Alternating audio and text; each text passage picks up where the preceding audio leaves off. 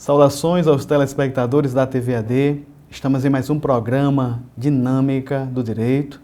No início do ano, dia 8 de janeiro, tivemos a questão das prisões, diversas prisões em Brasília, pelo que chamou de atos antidemocráticos. Vamos falar das repercussões jurídicas desse acontecimento, vamos falar sobre os inquéritos, bem como a participação do Ministério Público Federal.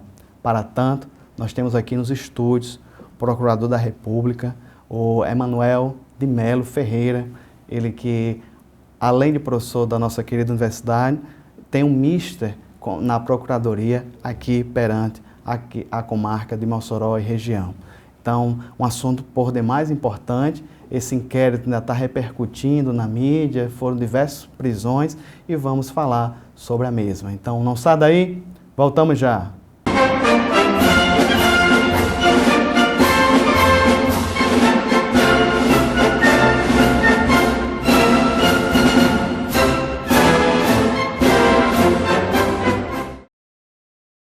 Estamos de volta ao programa Dinâmica do Direito, aqui com a presença ilustre do Procurador da República, Dr. Emanuel de Melo.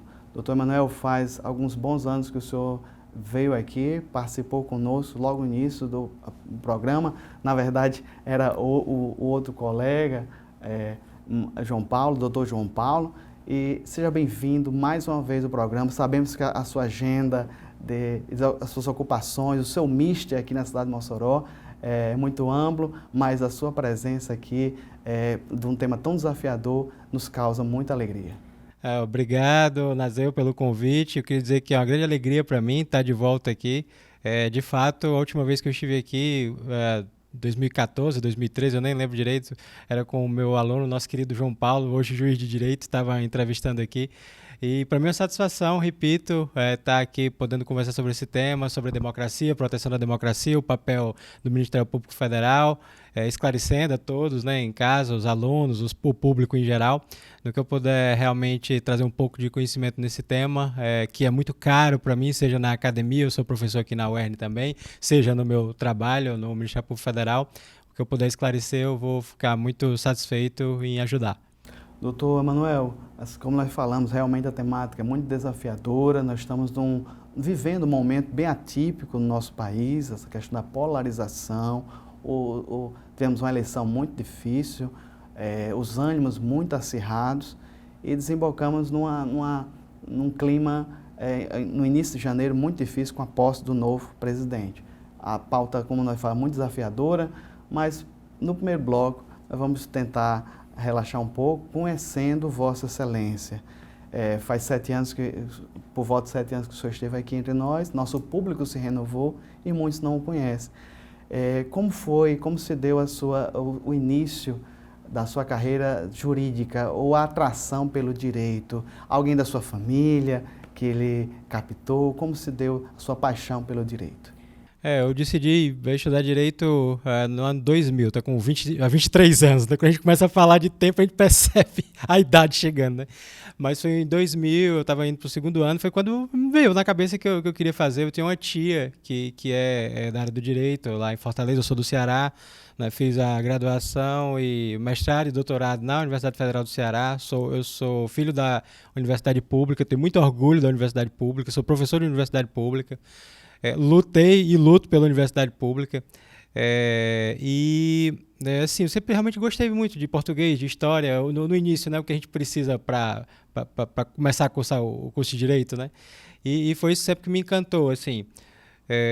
Aí eu terminei em 2007, lá em Fortaleza, em seguida emendei com o mestrado, lá em Fortaleza também, como eu falei, na UFC, e fiz o concurso para a Advocacia Geral da União. Antes do MPF, eu era advogado da União. Fiquei entre 2009, final de 2009 até 2013, lá em Brasília.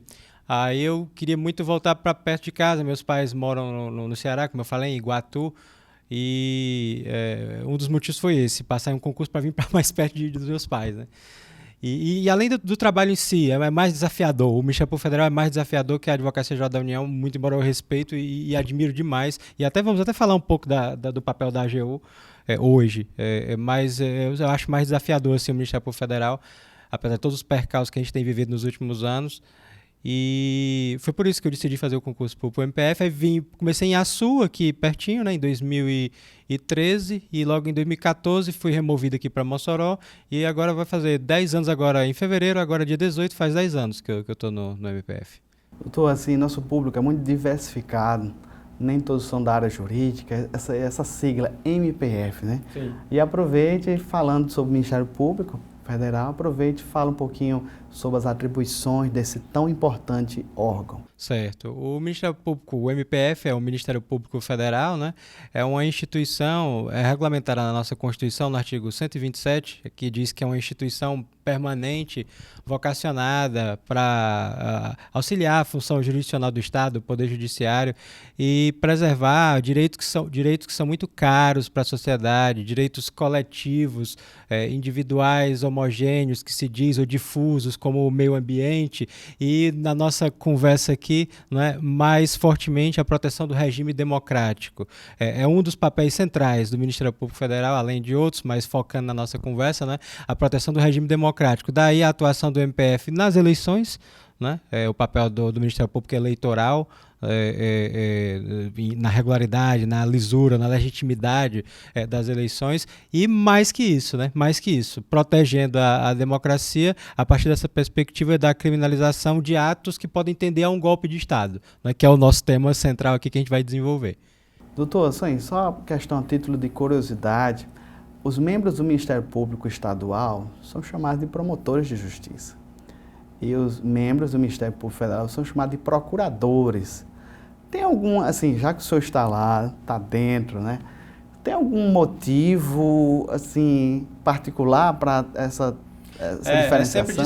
Sempre desperta dúvida essa nomenclatura, né? Os promotores de justiça, os membros do Ministério Público Estadual, também são procuradores também. Quando eles são promovidos para o tribunal, eles são procuradores, mas de justiça, né? É uma questão realmente, a origem do Ministério Público Federal já trazia o nome procurador. A instituição foi criada em 1890, quando da proclamação da República, né?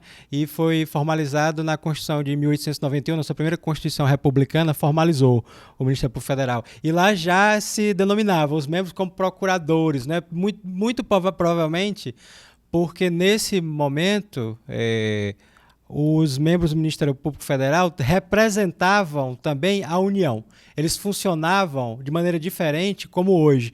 Funcionavam como advogados da União. Hoje a gente não tem mais essa atribuição. A Constituição de 1988, ela cindiu essa tarefa de atuação como procurador no sentido de advogado, né, da União, que cabe aos advogados da União, a Advocacia Geral da União, cindiu essa atribuição em relação ao Ministério Público, que exerce uma função que deve ser independente, daí um princípio que rege, uma prerrogativa que rege o Ministério Público, que é o da independência funcional, né?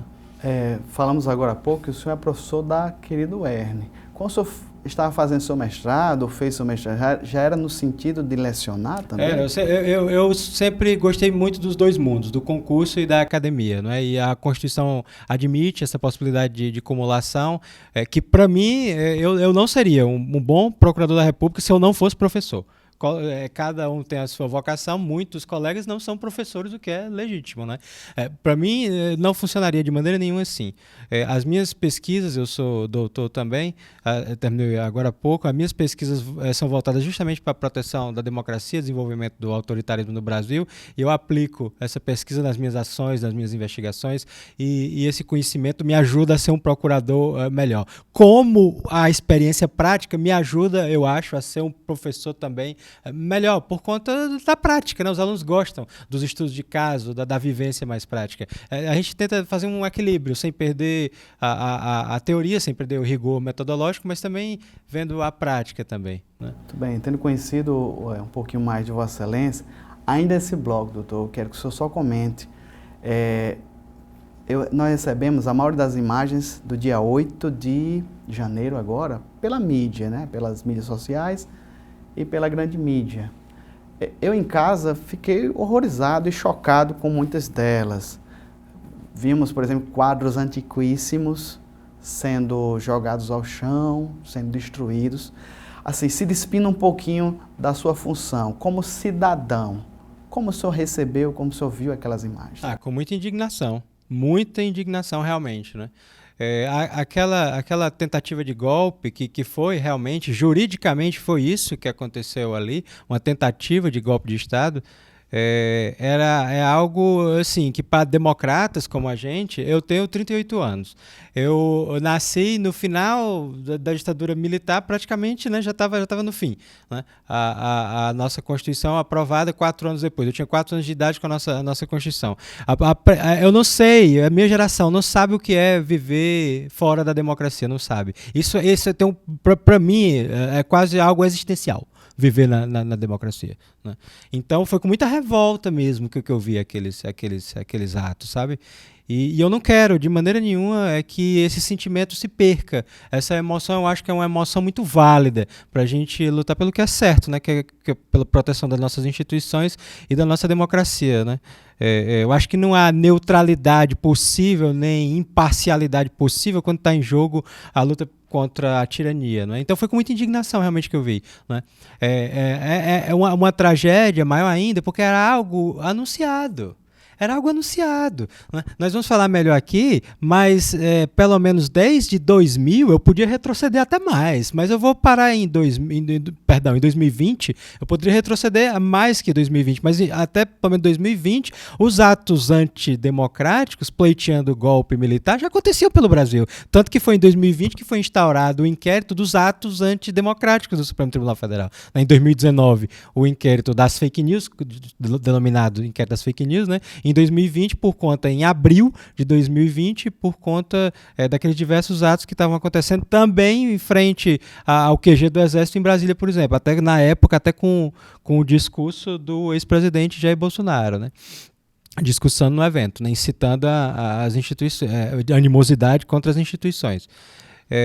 E era algo que a gente, que conhece esses fenômenos, que sabe que a democracia no Brasil é frágil, porque, por exemplo, os crimes contra a humanidade cometidos na ditadura militar não foram devidamente reprimidos, devidamente sancionados. A gente sabe de toda essa fragilidade, era algo que a gente anunciava já. E olha, tem que ter cautela com isso, tem que ter cuidado, porque pode realmente acontecer algo semelhante ao que a gente viu em janeiro. Para pessoas como eu, para colegas como eu no Ministério Federal e na academia, tantos professores, tantos mestres que eu poderia citar aqui, que antecipavam de alguma forma, não prevendo exatamente o que aconteceria, mas antecipando de alguma forma que ato desse tipo podia acontecer, nesse processo que os pensadores já chamam, os constitucionalistas já chamam de erosão democrática ou erosão constitucional.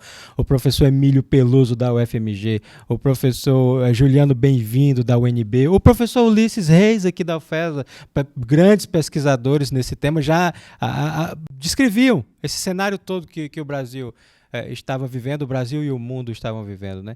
E a gente se sentia assim impotente. Porque se anunciava, né, que deveria se ter uma cautela maior, uma proteção maior, mas, de um modo geral, as instituições e boa parcela da sociedade não acreditavam. Né, e acabou acontecendo o que aconteceu. Né. Então foi assim, um misto de indignação e aquela sensação de que eu tentei avisar, eu e muitos outros, né, tentamos avisar. Né.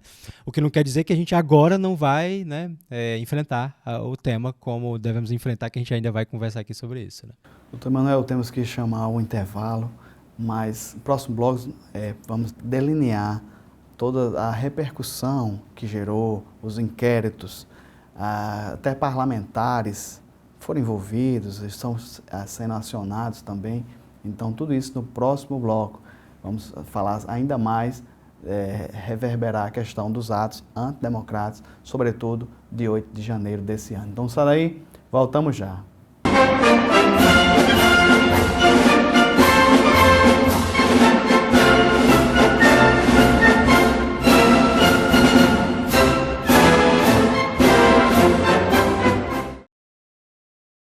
Estamos de volta, programa Dinâmica do Direito, segundo bloco da nossa conversa aqui com o Procurador da República, Dr. Emanuel Melo, sobre os atos antidemocráticos do dia 8 de janeiro. Ele é membro do Ministério Público Federal, que nós falamos, e vamos falar sobre a atuação também do Ministério Público nessa tão importante, no caso, operação, ou para alguns falam até mega operação, porque foram por volta de 1.400 pessoas presas. doutor Emanuel, situação que sem precedentes na nossa democracia. Nós tivemos algo assim, não vamos dizer protestos, mas manifestações políticas, pacíficas, até propriamente protestos na época, por exemplo, do PT, na época de Dilma, panelaços, mas nada chegou ao ponto do dia 8 de janeiro. Fala um pouquinho, doutor, assim, essas pessoas, a mídia fala genericamente, atos antidemocráticos, mas tipicamente, crimes tipificados, quais seriam os crimes que elas teriam incorrido? É uma pergunta fundamental, e a sua lembrança do histórico de manifestações é muito importante para a gente fazer as devidas distinções, porque o direito de reunião, de manifestação, é um direito fundamental, né? As pessoas têm todo o direito de pacificamente ir às ruas, às praças e, sobre qualquer perspectiva, fazerem a manifestação que entenderem devida. Numa democracia é assim, né? Mas é evidente essa diferenciação que você muito bem colocou. Mesmo em alguns casos que pode ter havido, e certamente ocorreu algum tipo de violência, de quebra-quebra, não se chegou isso num grau de golpe de Estado, de atentar contra as instituições democráticas. Manifestações violentas antes que aconteciam eram por outras razões, não pleiteando, né, a superação do regime democrático com a instalação de uma ditadura militar, que é esse o objetivo. Esse era o objetivo, com a mentira de que a justiça eleitoral não era séria, que as urnas eletrônicas eram manipuladas, né? Algo como se diz, né? O termo já muito conhecido, e diversas fake news nesse sentido, ecossistemas de desinformação nesse sentido, o que serviu para manipular, né, boa parte da população brasileira, realmente, né? E aí está a grande diferença, né? A grande distinção é que não há como tolerar realmente como uma manifestação legítima esses atos que não foi, né? Os violentos e os não violentos. E aí, entrando mais especificadamente na sua questão. O que a gente tinha nesses atos? Né? Um agrupamento, esse direito de reunião ilegal, inconstitucional, porque exercido na frente de instituições militares.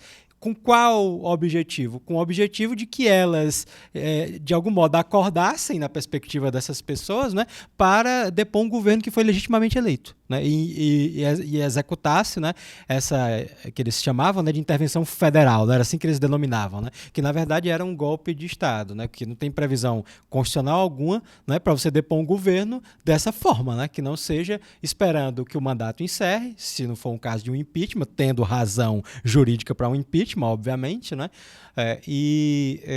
Jurídica e política para o impeachment, e aguardar o término do mandato, né? Esse é o caminho normal, né? Essas pessoas não queriam isso, né?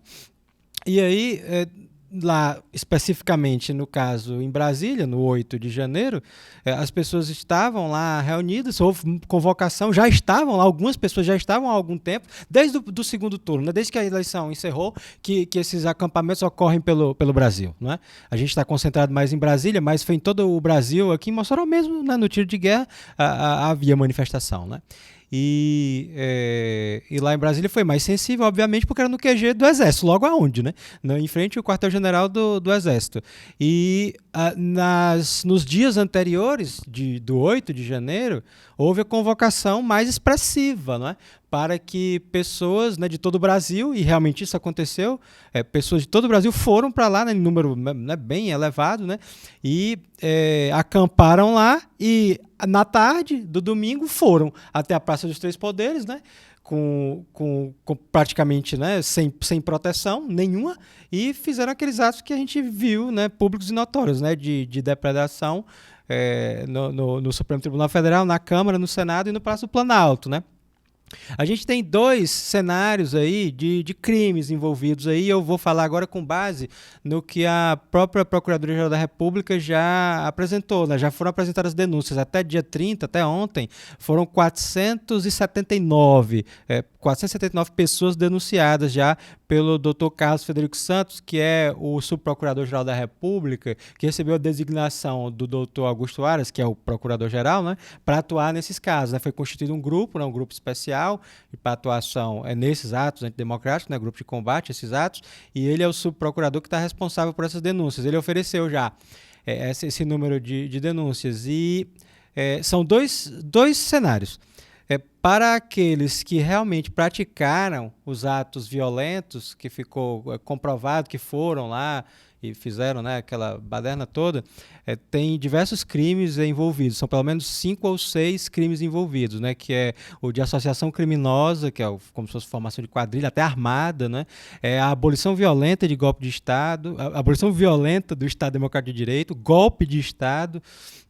A gente tem também o crime de dano qualificado por ser patrimônio público, um dano específico, bem tombado. Você falou das obras de arte, né? É um crime específico esse, né? Que é a destruição de um bem que é protegido por algum ato administrativo, como o tombamento, por exemplo, né? Outro crime, né? E no caso do Supremo, teve ainda mais um, que foi um furto qualificado, né? Então, esses foram os crimes todos que foram denunciados, todos em concurso material, que a gente chama. O que é isso? É que a pena, né, vai, se for condenado, né, vai serem somadas, né?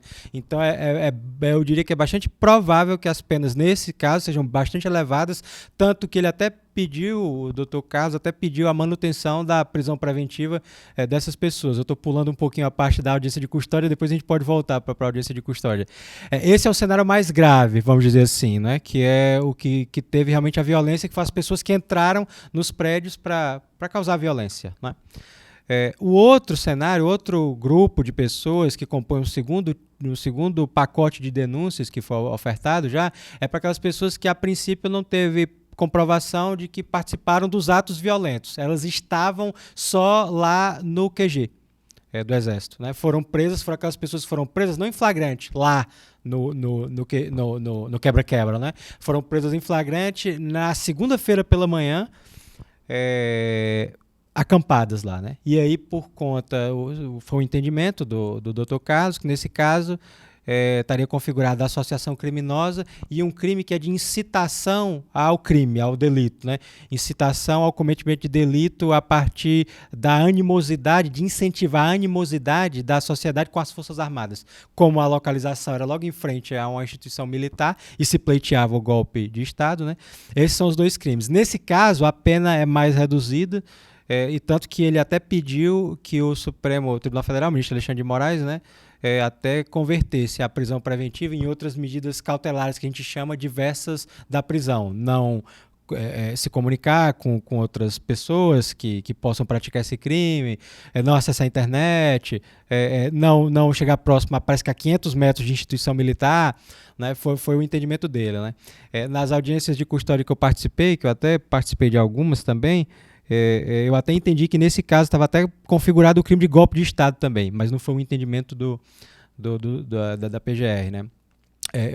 Eu compreendi que por ser uma manifestação, por mais que seja pacífica, mas em frente a uma instituição militar que efetivamente tinha o poder de dar um golpe militar, que é logo o Exército em Brasília, né, para mim isso estava configurado uma grave ameaça, né? Mas não foi eu estou dizendo isso porque eu pedi as prisões preventivas com base nesse fundamento, né? E eu não tenho certeza, eu não vi ainda a decisão do ministro Alexandre de Moraes, mas eu tenho para mim que ele deferiu, porque a maior parte dos pedidos de prisão ele deferiu, mas eu não posso dizer com certeza que ele acatou essa argumentação. De todo modo, não foi o entendimento do Dr. Carlos, que obviamente, né, não tem problema nenhum, ele tem independência funcional e ele é o líder, né, dessa atuação toda no Supremo Tribunal Federal.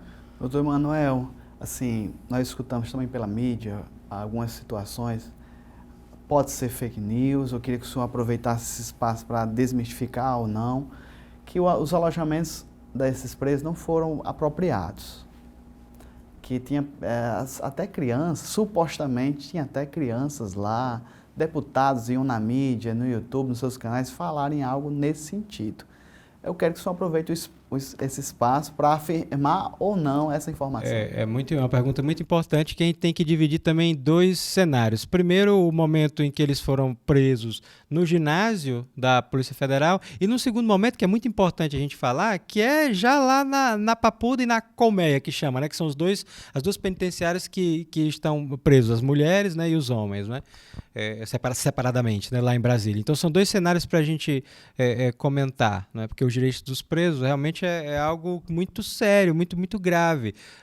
O sistema penitenciário brasileiro passa por sérios problemas e a gente tem que realmente ter muito cuidado, né?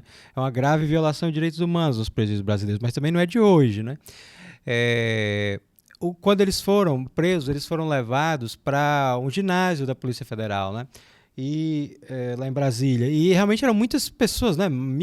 Cerca de 1.400 pessoas por aí. Essas notícias foram realmente fake news que foram veiculadas naquela tentativa de deslegitimar. Teve até alegações até muito preconceituosas, no sentido de dizer que aquilo era um campo de concentração, que leva muito, assim, que desprestigia, não é nem desprestigia, que ataca, no meu modo de ver, até os judeus, porque eles sabem muito bem o que era um campo de concentração, que não dá nem para comparar com aquela realidade que aconteceu lá. Tinham crianças, mulheres gestantes que foram presas, realmente aconteceu isso, que foram logo as primeiras que foram logo liberadas, né? Logo lá na Polícia Federal mesmo, né? Foi feita a entrevista com elas, né? Vão responder aos crimes pertinentes, mas não foram presas, né? Lá os presos tinham, lá no ginásio, ainda falando do ginásio, eles tinham acesso a advogado, tinham acesso a banheiro, até pela logística lá. Isso tudo eu falo com base numa inspeção que tanto a Defensoria Pública da União como o Ministério Público Federal, os colegas lá da PRDF, da Procuradoria da República no Distrito Federal, foram lá e fizeram a inspeção, né? Estavam tendo assistência médica, tinha até assistência médica lá se precisasse. Não morreu ninguém lá, foi uma das fake news que foi veiculada, que uma pessoa tinha morrido lá. Não, isso não aconteceu.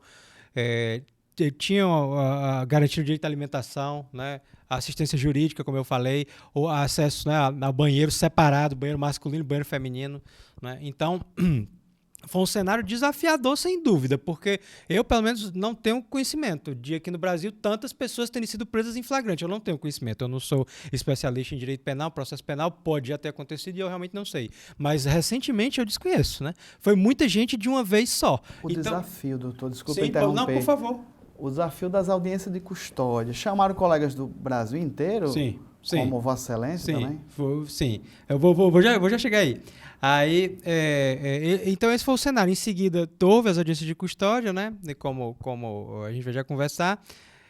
E hoje eles estão na penitenciária realmente. Os que foram presos, né, que tiveram a prisão preventiva deferida pelo ministro Alexandre de Moraes, eles realmente estão presos. E aí no presídio, essa crítica de ofensa aos direitos dos presos, essa crítica ela é pertinente, mas é uma crítica que a gente tem que levar em conta, analisando globalmente, de maneira estrutural, o sistema penitenciário brasileiro, que não é de agora. Não é porque foram presos essas 1.000 pessoas, que realmente aumentou a população carcerária lá do Distrito Federal, que existe o problema. O problema é denunciar de novo, aquela mesma fala que eu mencionei no início. Essa questão, essa crise, grave ofensa aos direitos humanos no Brasil, nos presídios, ela é denunciada por colegas como eu há muito tempo. Há muito tempo, pelo menos desde 2015, o Supremo Tribunal Federal declarou que o sistema penitenciário brasileiro compõe um estado de coisa inconstitucional. E muitos dos apoiadores desses atos, né, muitos dos apoiadores do ex-presidente Bolsonaro diziam que isso era coisa, que bandido bom era bandido morto. Que o então deputado federal, ainda hoje deputado federal, mas na época, em 2015, ainda deputado.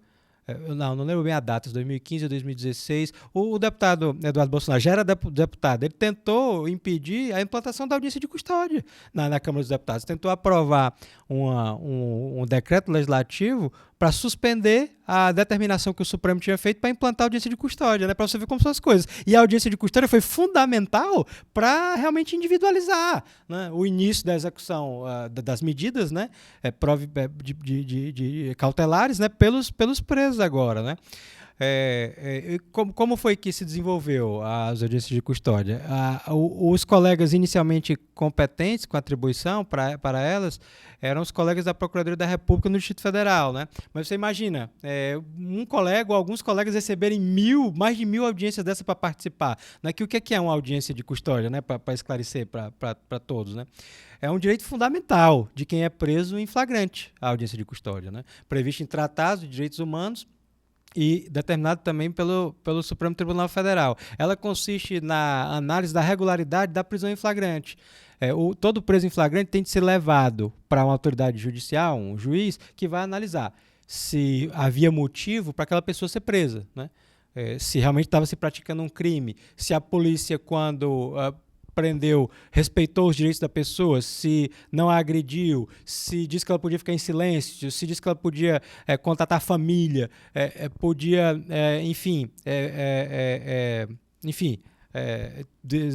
exercitou seus direitos nesse contexto, né? Contratar um advogado. É para isso que serve, né, a audiência de custódia, né? E aí o Procurador-Geral da República, vendo que era uma demanda muito grande, né, admitiu a designação de colegas de todo o Brasil que quisessem, né, se voluntariassem, né, para participar e auxiliar, né? Eu realmente tinha interesse, né? Contatei o colega, o Dr. Pablo, lá da PRDF, que era o procurador natural do caso, disse que tinha interesse, e aí o Procurador-Geral me designou junto com mais 100 colegas, foram 100 e alguma coisa colegas, né, em todo o Brasil. E aí a gente fez, eu, por exemplo, fiz 11 audiências de custódia, né? Ficou mais ou menos assim, eu creio, a divisão, né? Uns um pouco mais que isso, né? E aí a gente analisava a situação específica, né, de cada preso, né, e fazia o pedido ao final de relaxamento da prisão, de conversão do flagrante em outra medida cautelar, como eu fiz, ou de prisão preventiva, como eu também fiz, né? Na maioria dos casos, né, eu pedi a prisão preventiva, realmente quem fazia essa análise, se deferia ou não, era o ministro Alexandre de Moraes. Muito bem, estamos conversando aqui com o Procurador da República, Dr. Emanuel de Mello, a respeito sobre as prisões do dia 8 de janeiro, que ficou conhecido como atos antidemocráticos. Milhares de pessoas estavam reunidas em Brasília e uma turba teria invadido a Praça dos Três Poderes e suas repercussões jurídicas. Doutor, próximo bloco, vamos falar sobre a questão um ponto sensível, né? Que essas pessoas não estavam lá à toa, tinham os mandantes também. Se existem investigações para definir e punir também esse tipo de conduta dos mandantes ou dos idealizadores. E tudo isso no próximo bloco. Não sai daí, voltamos já.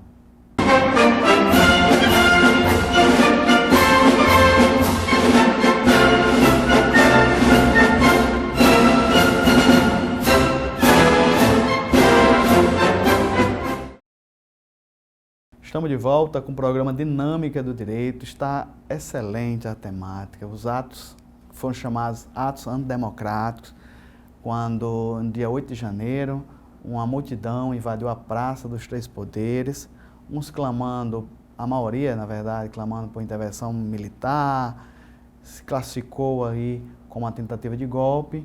Houve diversas prisões, por volta de 1.400 presos. Estamos aqui com o excelentíssimo Procurador da República, Dr. Emanuel de Mello, falando sobre os desdobramentos, desde as prisões e agora, doutor, eu queria me aprofundar um pouquinho nas investigações. Já tem indícios, já tem investigações, doutor, sobre a questão dos idealizadores, mandantes, talvez, porque essas pessoas, elas não estavam ali à toa. Eu soube que tem no inquérito convocado ou intimado, citado, no mínimo três parlamentares. O senhor, como membro do Ministério Público Federal, que está a par das investigações, que o senhor tem a nos relatar sobre os desdobramentos, investigações a respeito dos atos do dia 8 de janeiro. Pois não, eu vou falar muito com base na mídia, de modo geral. Eu participei das audiências de custódia, mas não faço parte do grupo propriamente, não estou nas investigações. Mas o que eu posso dizer é que existe sim investigação lá na Procuradoria da República, nessas denúncias que eu já anunciei, o doutor Carlos ele aponta que essa é a denúncia em relação aos executores, é o pessoal que fez o quebra-quebra todo ou estava acampado, mas que a investigação continua em relação justamente a essas pessoas que você mencionou, né? Aos financiadores, como é que essas pessoas foram para lá, né? Os relatos na mídia, né, de que eram pessoas que muitos não tinham nem dinheiro e nas audiências de custódia diziam que não, eu sou desempregado e tava num ônibus que foi lá para Brasília para praticar isso, né? Quem financiou, né? Certamente, essa é uma das linhas de investigação. A Advocacia Geral da União já solicitou o bloqueio de diversos bens de empresas que aparentemente, né, estão envolvidas nesses atos. Então, um dos focos certamente é esse, e a investigação deve estar desenvolvendo. Eu só posso falar de maneira genérica, mas certamente medidas devem ser imaginadas como quebra de sigilo bancário, fiscal, telefônico, medidas desse tipo, mas realmente de maneira concreta eu não sei, e até porque as investigações estão em sigilo também, obviamente, né? Esse um outro ramo dessa associação criminosa, né, que é o financiadores, né? Mas há outros, como você mencionou muito bem, dos incitadores, dos instigadores e até dos autores intelectuais, né? Quem está por trás, quem idealizou isso, né? Precisa ser esclarecido, certamente, né? O ministro Alexandre de Moraes, logo quando os atos aconteceram, ele disse, né, que a investigação ia alcançar todas as pessoas que tiveram alguma participação nisso, e precisa ser assim, né? Não pode ter nenhum tipo de anistia nesse caso, né? Não pode, realmente não pode. Um dos motivos para isso estar acontecendo hoje no Brasil foi, como eu mencionei anteriormente, os crimes da ditadura militar terem sido mal resolvidos e os militares, né, que praticaram esses crimes terem sido anistiados. É uma das razões, né? Ao final a gente pode falar mais um pouco disso com medidas preventivas para que isso não se repita nunca mais no Brasil, né? Que é o que a gente luta, né? E certamente há investigação nesse sentido também, né, para quem idealizou, né, esses atos, como também quem se omitiu, que é a outra perspectiva, o outro grupo de pessoas sendo investigadas, quem tinha o dever de atuar e se omitiu. Nós vimos nas imagens policiais, alguns até, e agentes das Forças Armadas também, que têm o dever de enfrentar uma situação daquela e se omitiram, até estavam tirando até selfie, né, com as pessoas, né?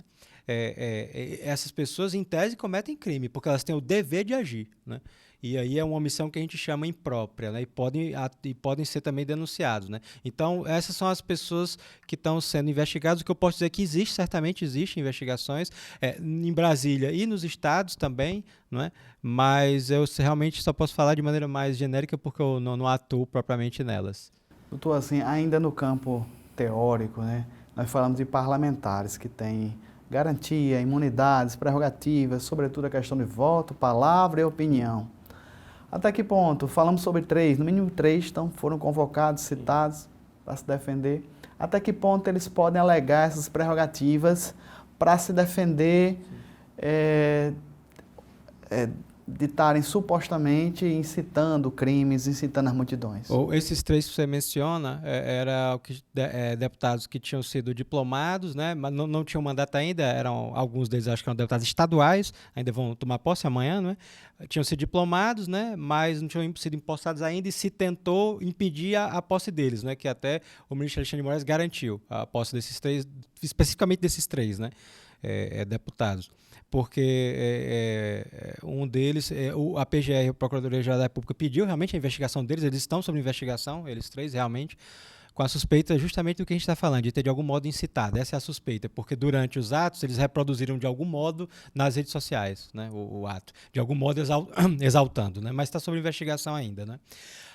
Nessa questão é fundamental. A da imunidade do parlamentar é uma questão sensível. Se o parlamentar, um agente que foi eleito pelo regime democrático, um agente que vai exercer sua função no parlamento, se ele pode fazer uma pregação contra o próprio parlamento e contra a democracia, né? A pretexto da imunidade, que é uma garantia fundamental, sem dúvida, a imunidade da palavra, como você falou, porque garante a independência do parlamentar para fazer uma denúncia, enfim, para representar o povo realmente, né? E sem sombra de dúvida é uma garantia fundamental, mas que não pode, de maneira nenhuma, não pode ser utilizada para subverter a democracia, né? É um abuso. Toda prerrogativa, por mais importante que seja, ela tem limite, né? A liberdade e as prerrogativas vêm com a responsabilidade, né? E isso, a jurisprudência no Brasil, há algum tempo já vem sedimentando isso, não é nem de hoje. Os precedentes do Supremo Tribunal Federal apontam para uma proteção quase que absoluta dessa imunidade quando o parlamentar discursa na Câmara, no plenário da Câmara ou do Senado. Quase que absoluta realmente a prerrogativa nesse momento aí, né? E fora disso já tem as limitações, já pode ter as limitações, né, envolvendo crimes contra a honra, por exemplo, e no mais grave, de incitação ao golpe de Estado, que essa é a situação que eu vejo mais grave.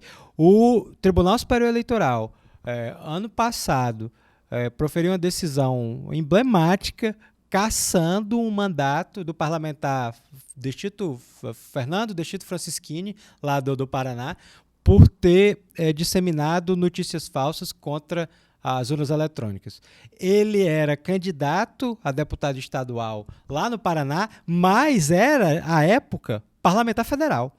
Usou esse argumento da imunidade, né, para tentar superar as falsidades que ele disse que, por exemplo, que as urnas eram fraudadas porque eram produzidas na Venezuela, por exemplo, o que não é verdade, não é produzido na Venezuela, e o ministro Salomão do TSE até disse que não, e se fosse produzido na Venezuela também não tinha problema nenhum, né? Mas era falsidade, disse que elas estavam fraudadas, que não estavam, e o TSE tomou essa decisão, né, e foi mantida liminarmente pelo STF. Então, veja esse limite que foi colocado pela Justiça Eleitoral e, a princípio, chancelada pelo STF, de que nem a imunidade de um parlamentar justifica, né, a aceitação de um discurso golpista. Doutor, como nós falamos no início, bem no início, a questão da perda material incalculável. Existe também, além das penas, além da questão penal, existe algum tipo de responsabilização civil em face dessas pessoas, ou mandantes, idealizadores? Sem dúvida.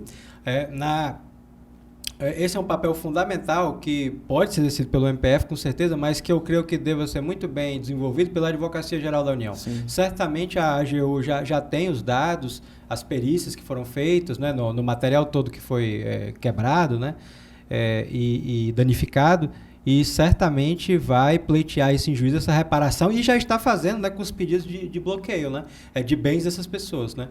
Então, certamente, a responsabilização civil é possível, né, para que o dano seja, né, ressarcido, né.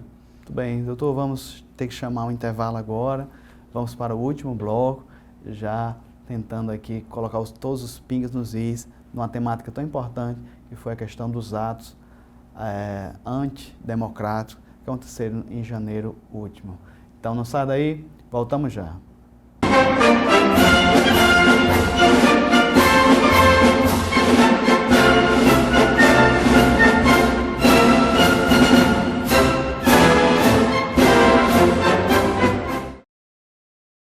Estamos de volta. Último bloco da nossa conversa aqui com o Procurador da República, Dr. Emanuel de Mello, nos ajudando a entender a questão dos atos antidemocráticos no dia 8 de janeiro, bem como as suas repercussões, os seus desdobramentos e investigações. Doutor, tivemos aqui 3 blocos assim, excelentes na delineação da temática, a questão da importância também do Ministério Público Federal em todo esse contexto, seja investigando, seja denunciando, seja atuando frente a essa situação triste que aconteceu no nosso país.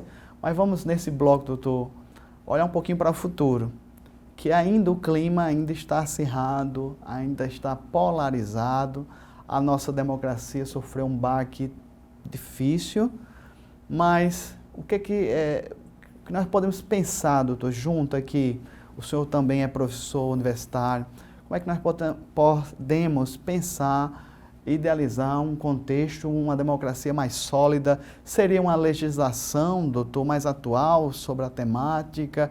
Haja vista ter PECs, proposta de emenda à Constituição? Como o senhor vê essa questão para repensar e defender ainda mais a nossa democracia tão fragilizada? É um tema importantíssimo para a gente concluir nossa fala. O autoritarismo brasileiro não é de hoje, não foi iniciado no governo Bolsonaro, não foi fruto dos atos antidemocráticos agora, a tentativa de golpe, nem do próprio golpe militar de 64. Tem uma historiadora que eu indico, a leitura, a Lilian Schwartz, ela tem um livro justamente sobre o autoritarismo brasileiro, que mostra como desde a formação do Estado brasileiro, nós temos práticas muito tirânicas, né? Como o genocídio indígena, e a gente está vendo ainda hoje toda essa tragédia envolvendo os Yanomami, por exemplo. A própria colonização, de um modo geral, a escravidão, né? Então, o primeiro ponto que a gente tem de compreender é que essas práticas mais... essa pouca cuidado com a democracia, com o diálogo, é algo difuso na sociedade. Esse é um primeiro ponto, né? Que a gente tem que ter o machismo, a misoginia, que a gente tem de ter essa compreensão para antes de olhar para outras pessoas, às vezes até a gente se olhar no espelho, né? E ver que prática a gente não deveria mudar na gente primeiro, né? Mas um ponto central, falando mais perto dos dias de hoje, é a superação da tutela militar sobre o poder civil. Esse, para mim, é o tema central, fundamental, né?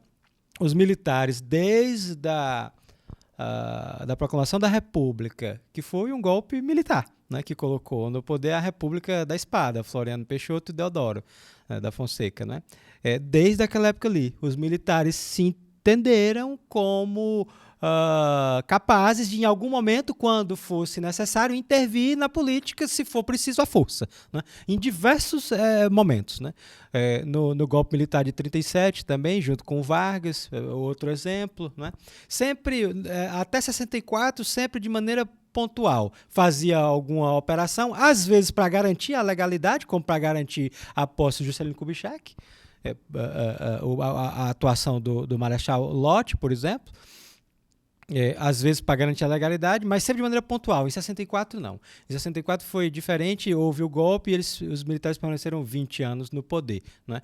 Acabou a ditadura militar, mas, voltando àquilo que eu mencionei anteriormente, mas os legados autoritários não foram completamente superados. Né? O que a gente precisa muito fortemente, para deixar mais específica a minha fala, é levar a sério no Brasil um tema chamado de justiça de transição. É isso que a gente precisa. O que é a justiça de transição? É um conjunto de medidas cíveis e penais que buscam evitar que um passado desse tipo de ditadura militar, um passado de exaltação de um período de exceção, volte a se repetir. Né? Essa conversa que a gente está tendo hoje existiu quando do fim da ditadura, quando da eleição, né, do Tancredo Neves, né, da Constituição de 88, né, a criação da Comissão de Anistia, por exemplo, todo esse debate, né, a condenação depois do Brasil, no caso Gomes Lund, na Corte Interamericana de Direitos Humanos, invalidando a lei de anistia que foi aprovada aqui no Brasil, porque foi uma autoanistia, né, o que aconteceu? Essas pessoas não foram quem praticou graves crimes. Eu estou falando de crimes de tortura que os militares praticaram. Crimes de desaparecimento forçado, de ocultação de cadáver, de homicídio, de extermínio, né? De militantes armados, é verdade, que estavam se opondo à ditadura, mas que em muitos momentos estavam até rendidos, como no caso da guerrilha do Araguaia, estavam rendidos e foram executados. Né? E essas pessoas que praticaram esses crimes nunca foram punidas. O Ministério Público Federal tem mais de 50 ações penais. Né? É algo que eu me orgulho do Ministério Público Federal, o papel que tem na justiça de transição nesse aspecto penal. Né? E teve um caso que houve condenação, a maior parte das ações penais estão até suspensas, na verdade. Então, um ponto fundamental é superar essa tutela militar hoje, que passa por qual medida?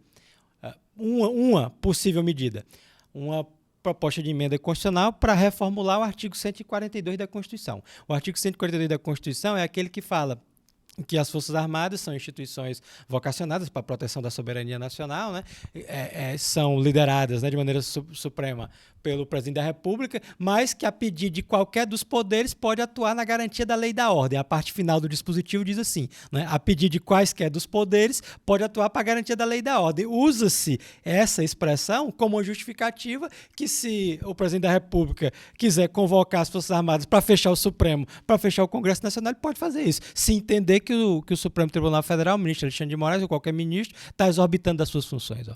Essa interpretação aí que é a interpretação do bolsonarismo, que é a interpretação da extrema-direita no Brasil, é a interpretação que justifica o golpe de Estado. Né? Aquela minuta do golpe, que a gente nem falou nela aqui, que foi aquele documento que foi descoberto na busca e apreensão na casa do ex-ministro da Justiça, né, o Anderson Torres, é um documento que formalizava, de maneira semelhante aos atos institucionais, formalizava justamente um golpe de Estado a partir de diversos militares que iam ocupar uma comissão no Tribunal Superior Eleitoral para invalidar a eleição. né? Então, de novo, os militares nesse cenário. Então, são várias questões que a gente pode tratar aqui, várias. E não é só o direito que vai resolver isso. Não, é algo que a Lava Jato ensinou para a gente que não deve se acreditar em juiz salvador da pátria, né? Em juristas, de um modo geral, salvadores da pátria. Isso a Lava Jato ensinou para a gente, né? De maneira mais recente. Então, eu sou muito consciente disso. Mas que o direito tem o seu papel, e o Poder Judiciário tem o seu papel, tem, né? Na proteção da democracia, né? Então, um dos aspectos é esse, é a gente lutar realmente para que os civis, nós civis, realmente cuidemos da política e os militares, as Forças Armadas, que são essenciais realmente, cuidem do papel delas, né, de proteção da nossa soberania, tendo em vista alguma agressão externa, algum inimigo, né, externo, não o povo sendo considerado inimigo, né, que ainda é assim, né, por boa parcela das Forças Armadas. Né. Doutor Emanuel, assim, esse nosso bloco foi um pouco menor, mas eu quero já aproveitar aqui para as considerações finais, agradecendo a Vossa Excelência por ter vindo, aberto espaço na sua agenda e tratado um tema tão desafiador, que é a questão dos atos antidemocráticos e tão recente e atual. A doutrina ainda está se debruçando, os juristas ainda estão debatendo, as investigações ainda estão acontecendo. Então, o senhor, com muita ousadia, com muita propriedade, veio a tratar de tão importante temática. Eu me sinto feliz por ter um representante tão aguerrido em defesa da democracia, em defesa da própria sociedade, ter Vossa Excelência nesses quadros, o doutor Emanuel de Mello. Já fica aberto aqui, doutor, as considerações finais, falar com o cidadão de bem, que a nossa arma, assim, no regime democrático, é o voto. Exatamente. É a conscientização, é o debate, um debate saudável, de 2 em 2 anos, de 4 em 4 anos, no caso para presidente, e que deve permanecer nesse campo, doutor, porque senão vai ser anarquia, não é isso? Exatamente. Ou uma ditadura, algo impensável, que nós já saímos, não queremos voltar. Então aproveite e fale com o pessoal de casa, desde já os meus agradecimentos a Vossa Excelência, acredito que o pessoal de casa também assim o faz. Obrigado novamente, eu que agradeço. Eu gosto muito de falar sobre direito para o público de um modo geral, né? Eu fico muito feliz com a participação aqui, foi um grande diálogo que a gente teve, espero que tenha sido interessante também para todo mundo que está em casa, né? E realmente dizer que é isso, que a democracia é um regime que pressupõe o diálogo, mas que a gente tem que lutar pela democracia realmente, né? E que as instituições têm um papel fundamental, né? E o Ministério Público tem esse papel. Eu queria reafirmar realmente a vocação que o Ministério Público, no meu caso federal, tem, mas não só o federal, na defesa do regime democrático, das minorias de um modo geral, não é? E que isso, atuar dessa forma, dizer muito claramente, né, que é um democrata, né, que somos democratas, né, não é algo que tira a imparcialidade, não é algo que torna a gente, no sentido meramente ideológico, no sentido pejorativo, né, como algumas pessoas sustentam, né? Nesse cenário não há neutralidade possível. Se você se sustenta como neutro, na verdade você está apoiando a ditadura, né? Isso tem que ficar muito claro, né? E aí eu sempre soube o meu lado. Nesse sentido, eu sempre soube o meu lado realmente, porque como eu falei no início, a democracia para mim é algo até existencial, porque eu não conheço outro regime, né? Não conheço outro regime e não o aceito, né? E não aceito de maneira nenhuma um regime autoritário, nunca vou aceitar. Tudo bem, isso aqui é a participação, encerra-se a participação. Doutor Emanuel de Mello, espero que o senhor esteja aberto, que não sejam mais outros 7 anos para o senhor voltar aqui. Exatamente. Espero que o senhor venha, as portas estão abertas aqui dessa casa para receber Vossa Excelência. Reitero meus agradecimentos. Esse foi o programa Dinâmica do Direito dessa semana, sobre os atos antidemocráticos do dia 8 de janeiro, bem como a participação do Ministério Público Federal aqui, muito bem representado pelo seu membro, o Dr. Emanuel de Mello. Então, permaneça com os cultos, permaneça com os eventos e até uma nova temática tão importante como a mesma, com pessoas do naipe, Dr. Emanuel de Mello. Que Deus abençoe a todos. Muito obrigado.